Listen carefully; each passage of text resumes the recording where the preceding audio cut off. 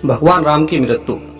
पौराणिक कथाओं के अनुसार राम जी की मृत्यु के विषय में बात करें या उन्हें धरती लोक त्याग कर विष्णु लोक क्यों जाना पड़ा, इस संबंध में मत ये है कि एक ऋषि मुनि भगवान श्री राम से मिलने की उत्सुकता के साथ अयोध्या आए और उन्होंने आग्रह किया कि उन्हें प्रभु से एकांत में ही वार्ता करनी है। इस पर प्रभु श्री राम ने उन्हें अपने कक्ष में ले गए और श्री राम ने अपने अनुज अपने छोटे भाई लक्ष्मण को ये आदेश दिया कि जब तक हमारी वार्ता समाप्त न हो जाए या इस वार्ता को किसी ने भंग करने की चेष्टा की तो वह मृत्यु दंड का पात्र होगा। लक्ष्मण जी प्रभु श्री राम के आदेश को पूरी कर्मठता और ईमानदारी से निभाने लगे। आपको बताते चले कि जो ऋषि मुनि राम जी से वार्ता करने आए थे वह कोई और नहीं बल्कि विष्णु लोक से भेजे गए कालदेव थे, जो प्रभु श्री राम को अवगत कराने आए थे कि उनका धरती लोक में समय समाप्त हो चुका है, अब उन्हें अपने लोक प्रस्थान करना होगा। जब लक्ष्मण जी श्री राम के कक्ष के पास पहरा दे रहे थे, उसी समय उस स्थान पर ऋषि दुर्वासा आ गए और उन्होंने राम जी से मिलने की जिद पकड़ ली। आपको बताते चलें कि ऋषि दुर्वासा अपने क्रोध के लिए जाने जाते थे। उन्हें क्रोध बहुत जल्दी आ जाता था। बहुत समय तक लक्ष्मण जी के द्वारा मना करने के बाद भी वे नहीं मान रहे थे और उन्हें क्रोध आने लगा। ऋषि दुर्वासा ने कहा, यदि उन्हें तुरंत श्री राम से मिलने न दिया गया तो वे श्री राम को श्राप दे देंगे। ये सुन लक्ष्मण जी बहुत बड़ी दुविधा में फंस गए। यदि उन्होंने ऋषि दुर्वासा जी की बात ना मानी तो वे राम को श्राप दे देंगे और मान ली तो राम जी के आदेश का उल्लंघन होगा।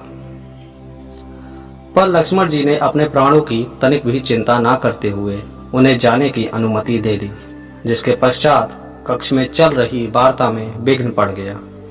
दरअसल लक्ष्मण जी कभी ये नहीं चाहते थे कि उनके कारण उनके अग्रज भ्राता उनके बड़े भाई श्री राम पर कोई आंच भी आए, जिसके चलते उन्होंने ये कठोर फैसला लिया।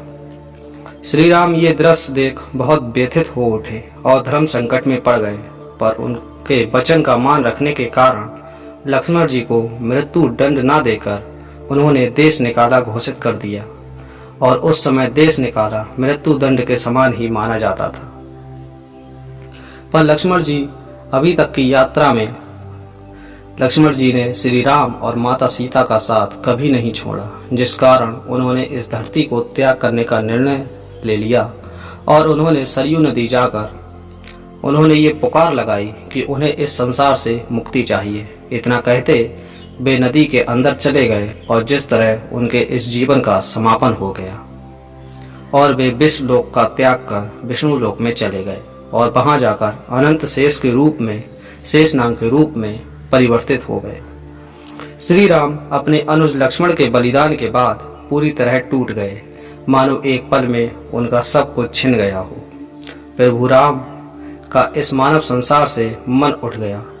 उन्होंने अपना राजपाट अपनी गद्दी अपने पुत्रों को सौंप दी और उसी लोक में जाने का मन बना लिया। उन्होंने अपने प्राणों को सरयू नदी के हवाले कर दिया और उसी नदी में श्री राम हमेशा के लिए विलीन हो गए थे। उसके बाद वहां से विष्णु जी के अवतार में प्रकट हुए थे और वहां पर उपस्थित उन्होंने अपने भक्तों को दर्शन दिए।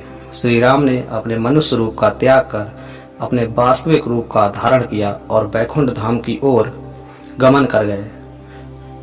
जय श्री राम। तो दोस्तों, कैसी लगी आपको श्री राम के देह त्यागने की ये कथा? यदि कहानी ये कथा पसंद आई हो तो हमारे चैनल सनातन धर्म स्टोरीज को जरूर सब्सक्राइब करें। जय सनातन, जय धर्म। मिलते हैं नेक्स्ट वीडियो में, तब तक के लिए बाय बाय। ख्याल रखिए अपना। जय हिंद, जय सनातन, जय हिंद।